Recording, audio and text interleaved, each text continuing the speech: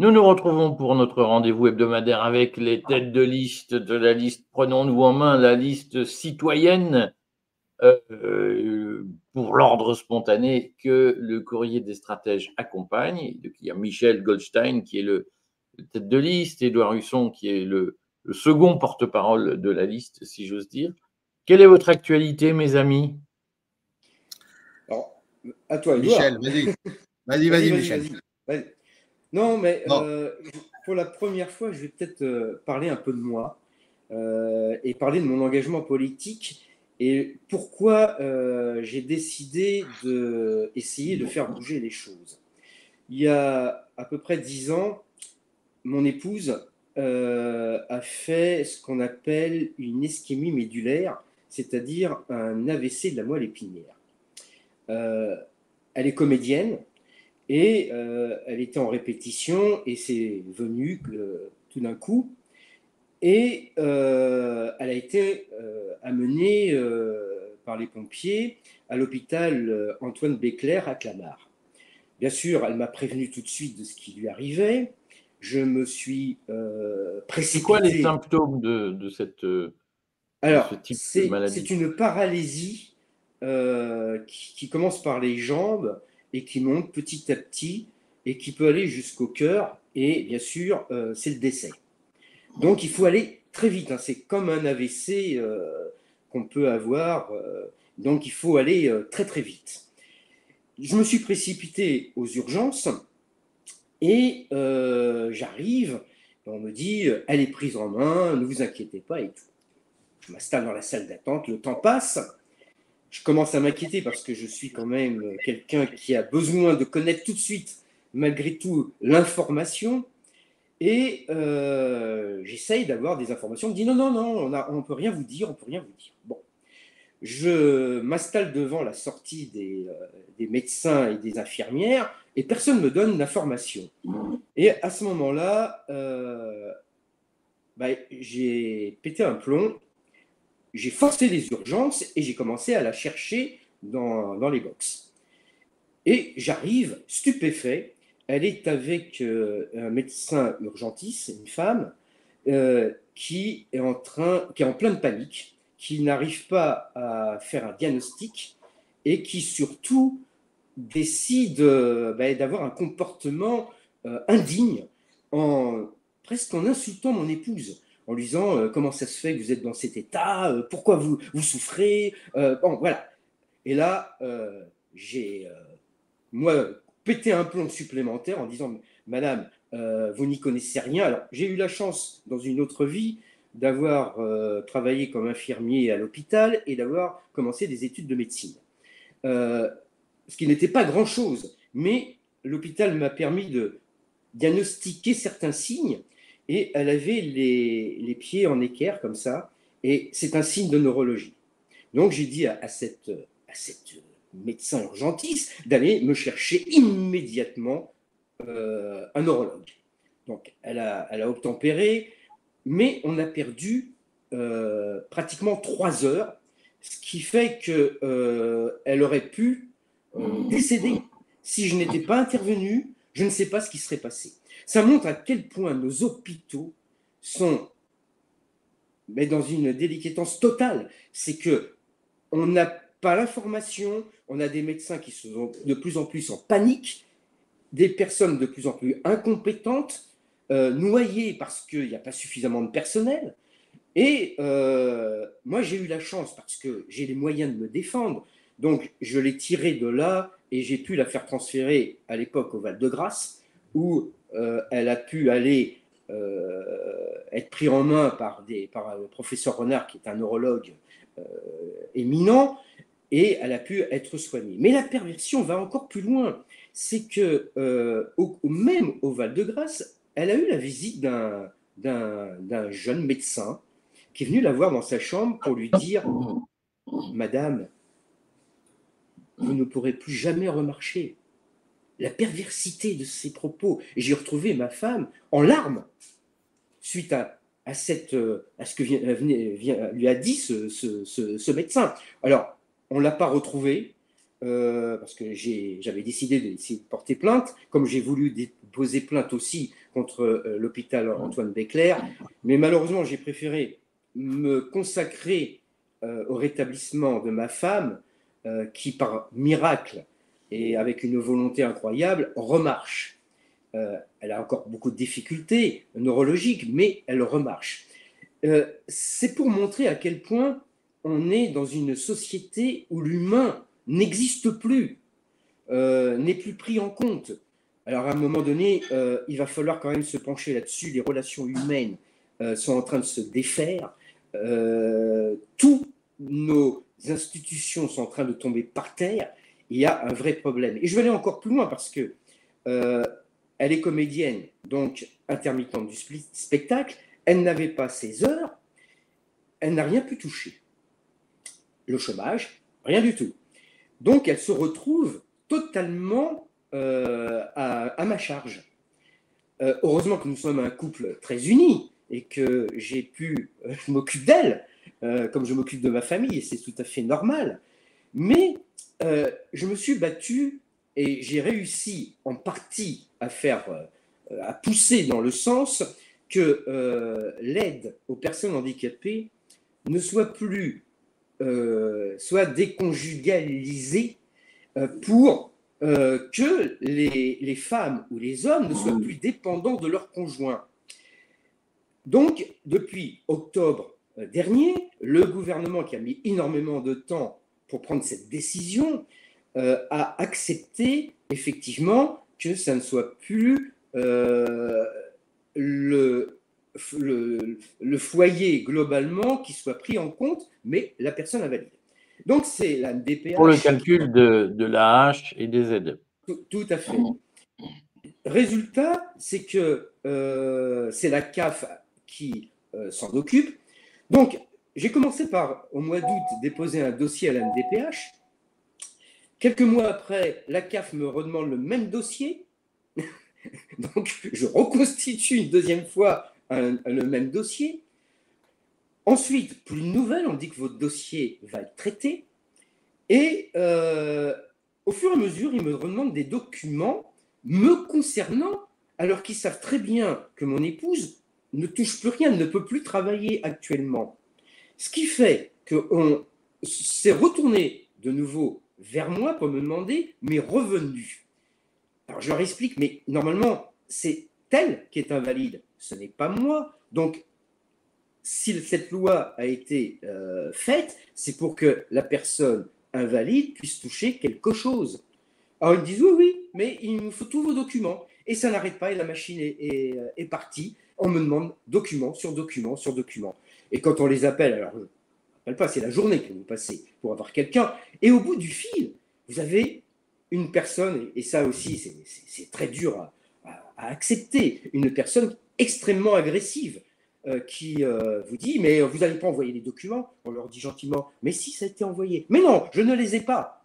On sent que ces gens sont à fleur de peau, parce que je suppose que la situation actuelle, avec cette machine administrative qui ne fonctionne pas, il faut le dire, elle ne fonctionne pas. Alors vous vous rendez compte, si en France, notre administration ne fonctionne pas, si on rajoute l'administration européenne, mais on est foutu, on est foutu. Voilà, c'était un exemple que je voulais vous faire Michel, partager. Ce qui est très intéressant dans tout ce que tu racontes, c'est que finalement, tu as parlé d'abord des dysfonctionnements français depuis 10 minutes. Ouais.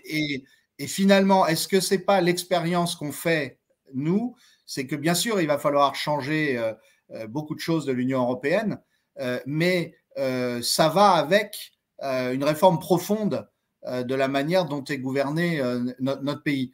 Et finalement, est-ce que c'est bien ça, me semble-t-il, ce qu'on arrive ce qu'on entend en rencontrant un certain nombre de gens et en parlant de notre projet de liste? C'est que les gens ne nous disent pas simplement, et ça, je crois que c'est la caractéristique de notre liste, c'est la faute de Bruxelles. Oui, bien sûr, il y a de la faute de Bruxelles dans beaucoup de sujets, mais le problème, c'est que on ne sait pas dans quel sens d'ailleurs, Paris copie Bruxelles ou Bruxelles copie Paris. Et c'est ça, finalement, me semble-t-il, le sens du combat de la liste non, prenons-nous en main, c'est qu'on voit bien qu'on ne réformera pas les institutions européennes sans aussi profondément réformer la France. Ce sont deux combats en fait profondément liés. Tout à fait, hein, je partage tout à fait ton avis, Édouard. Je crois qu'il faut commencer par réformer totalement notre administration.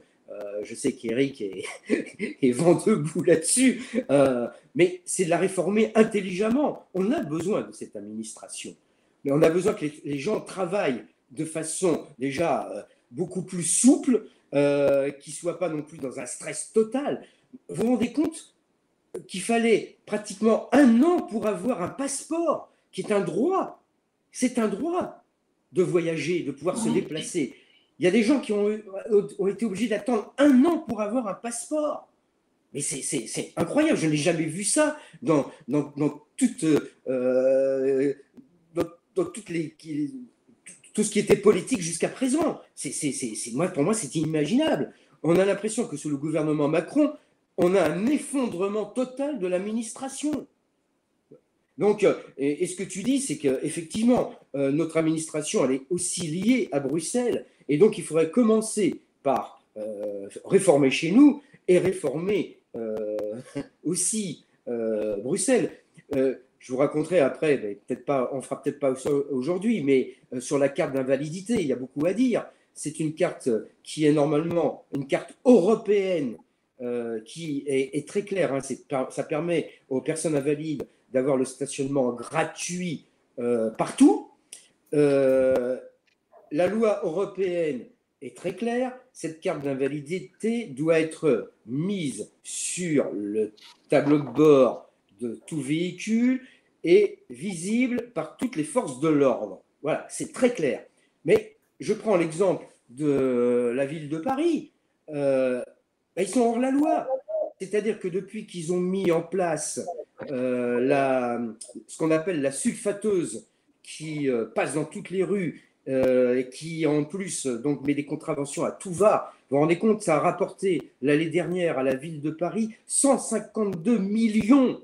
Alors c'est vrai que le trou est tellement énorme, on est presque à 9 milliards à Paris. 10 milliards, oui, 9-10 milliards. Oui, donc ça y va. Mais ce stationnement, normalement, il est gratuit pour les personnes invalides. J'ai eu 296 PV de stationnement. Alors, moi, j'ai la chance de pouvoir me battre parce que c'est dans mon tempérament. Et puis, j'ai une position sociale qui me le permet, ce qui n'est pas donné à tout le monde. Donc, résultat, qu'est-ce qui s'est passé? C'est que j'ai poursuivi la ville de Paris en leur disant il faut arrêter le carnage pour les personnes invalides. Alors, ils ont créé une plateforme pour pouvoir enregistrer la voiture. Cette plateforme, elle ne fonctionnait pas parce qu'il fallait un papier qui vienne de la MDPH, encore l'administration. Il faut peut-être dire ce que c'est que la MDPH. Alors, c'est l'organisme qui s'occupe des personnes invalides. Voilà. Il faut savoir que la MDPH, automatiquement, c'est l'adjointe au maire de la mobilité qui en est la présidente. Donc, il y a un lien avec la mairie de Paris, par exemple, normalement. Mais ce papier, il ne permettait pas de pouvoir s'enregistrer. Il me le redemandait tout le temps, à chaque fois. Je leur dis, mais la transversalité, ça n'existe pas. Vous n'avez pas des liens directement avec la MDPH? Ah non, on ne peut pas. Voilà. Donc, tu dis, mais c'est quoi? Donc, difficulté à vous enregistrer sur cette plateforme. Je leur explique que ce n'est pas la voiture qui est invalide, c'est la personne. Ce qui veut dire que vous ne pouvez pas prendre la carte d'invalidité et la mettre sur n'importe quelle voiture. Alors, ils m'ont octroyé une deuxième voiture, mais je leur dis, mais vous ne comprenez pas, ce n'est pas la voiture qui est invalide, c'est la personne, elle doit pouvoir bouger partout. De plus, alors ça aussi, je l'ai réussi à le faire changer parce que j'ai mis le paquet à la mairie de Paris. Le stationnement était gratuit qu'autour de chez vous et non si vous vous écartiez dans Paris. Là, vous êtes susceptible d'avoir une amende, mais vous avez la possibilité de ne pas avoir cette amende en allant chercher un ticket à l'Eurodator. Vous voyez une personne invalide avec son fauteuil roulant passer entre les voitures, monter sur les trottoirs et puis arriver devant l'Eurodator, ne pouvant pas l'atteindre parce que c'est trop haut. Alors, ça, ils l'ont supprimé. J'ai gagné ce point-là. Voilà. Mais Je pourrais vous en Michel, dire sur Michel, l'administration. ce qui est frappant dans ce que tu racontes, c'est qu'on a finalement des gouvernants qui veulent résoudre tous les problèmes de la planète, envoyer des troupes en Ukraine, lutter contre le changement climatique, mais en revanche, on a un pays qui, sur le terrain, ne fonctionne pas. Et C'est exactement ça. C'est tout à notre, fait ça. notre liste, elle incarne aussi un état d'esprit, c'est-à-dire qu'on voudrait ramener la modestie dans le débat public et rappeler que on doit d'abord résoudre les problèmes près de chez nous avant de prétendre à les résoudre plus loin de chez nous. Et il y a des belles causes internationales. Mais enfin, est-ce qu'on n'a pas des gouvernants finalement qui font le contraire de ce qu'ils devraient faire? Ils ne cessent pas de prendre l'avion, de se fréquenter entre eux, de faire de la com sur tous les problèmes de la planète à résoudre, mais en revanche, il laisse l'administration proliférer de Bruxelles à Paris sans que et ça les dérange. Et vous vous rendez compte, en fin de compte, nos politiques ne s'occupent pas de leurs citoyens. Voilà. C'est ça. C'est ça qui est. Il est bien remonté aujourd'hui, Michel. Ah oui, oui, non, j'en peux plus, moi, de voir qu'on ne s'occupe pas des gens. Les gens deviennent maintenant agressifs, deviennent même méchants, mais il faut les comprendre, le stress est constant partout. La moindre démarche, la moindre chose fait que vous vous retrouvez confronté à un mur. Et ça, il faut vraiment qu'on se batte là-dessus. Voilà. Et c'est aussi ça l'engagement politique. Stop à cette administration qui est complètement. Oh, j'en ai du mal à trouver les mots parce que cette administration, on ne peut plus avoir une administration pareille. Voilà. Il faut vraiment qu'on la réforme et c'est pour ça qu'on doit faire gagner notre liste. Bon, et quelques mots sur la campagne quand même. Il y a eu des meetings. Il y a un meeting à Lille, je crois que c'est ce week-end, avec Valérie Ayer. On apprend que Jean Lassalle va être tête de liste sur la liste des écologistes, ruralistes, des chasseurs. J'avais compris que cette liste était quand même un peu liée à la Macronie. Qu'est-ce que ça vous inspire comme commentaire rapidement, mes amis? Je crois que on a le début d'une manœuvre, peut-être même qu'elle est déjà en fait très entamée, du pouvoir qui rêve d'un face-à-face entre Madame Ayer et Jordan Bardella. Et de manière à simplifier totalement le débat. Et on a bien compris que le président de la République souhaitait que ce débat porte au fond sur la question est-ce que vous êtes pro-russe ou pro-européen, puisque c'est comme ça qu'il le pose. Et voilà. Et donc à partir de là, on voit bien qu'il y a des listes de diversion qui doivent donner l'impression qu'il y a un débat. Mais ce débat doit rester absolument factice, quelle que soit la sympathie qu'on a par ailleurs pour la personne de Jean Lassalle, sa truculence, sa capacité à dire des choses quelquefois très bien envoyées. Mais là, on a quand même un peu l'impression qu'il ne voit pas très bien qu'à l'insu de son plein gré, il risque de rendre service à Macron. Alors j'irai un petit peu plus loin dans le sens que Lassalle a été dragué toutes les listes, il faut le savoir. Donc quel est son réel engagement? Il a été voir l'Alliance centriste, il a été voir les écologistes, il a été voir Nicolas Dupont-Aignan, donc il a été un peu partout pour essayer d'être tête de liste. Pour finir chez les chasseurs, effectivement, je pense qu'il y a eu un accord avec la Macronie pour ce que tu disais, Édouard, pour essayer d'affaiblir le RN. Voilà. Mais bon, est-ce que ça marchera, cette stratégie? Moi, j'y crois pas. J'y crois pas, cette stratégie. Il faut arrêter avec tout ça. À un moment donné, il faut que les gens soient conscients qu'il faut faire barrage à la Macronie, il faut faire barrage au RN, et c'est la liste non qui fera barrage. Voilà. C'est les citoyens qui doivent faire barrage. C'est clair. Bon, écoutez, ce serait bien que la semaine prochaine, on organise un rendez-vous, une espèce de talk show pour rediscuter des points européens, puisque ce sera quand même le sujet des élections du mois de juin. Allez, à bientôt, mes amis. Allez, merci. Merci Eric, merci Michel, à bientôt. Merci.